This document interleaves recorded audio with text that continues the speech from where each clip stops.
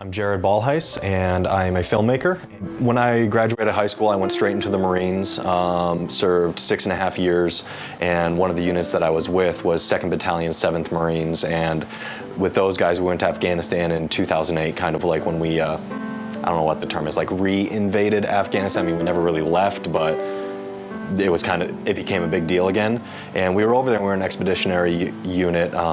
We had no support. It was just us basically living in our trucks for 9 months, pushing through the western part of the country. And it was a nasty deployment. We dropped more ordnance in our deployment than any deployment has since Vietnam.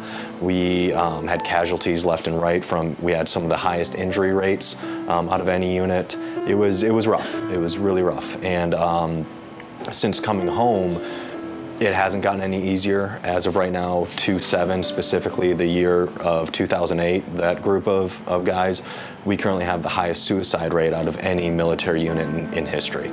4 times the amount of what the average is. And every week, every other week, I'm getting a phone call of another guy that took his own life.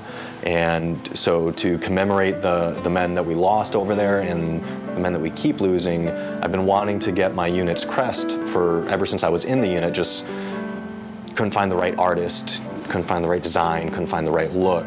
And I finally found Catherine Sincornrat, known as Katie the Lady, who apprenticed here at Stigma, and I loved her style, and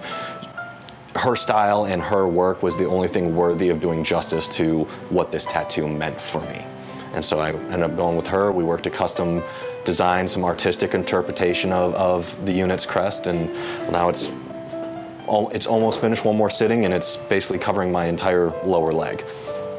So my unit, 2-7 Weapons Company, we were called the Dealers of Death, and basically our symbol was just this really evil, sadistic-looking jester, and he's got the 4 aces, and on the face of each ace is the weapon systems that our company specialized in, from the mortars, the tow missiles, and the Mark 19, and that's basically what it is you got the jester and he's the dealer. And on the back with the rest of these cards in here, with the numerical values, that stands for something, where the ace stands for 1st Marine Division, the 2 is 2nd Battalion, the 7 is 7th Marines Regiment, and we deployed in 2008.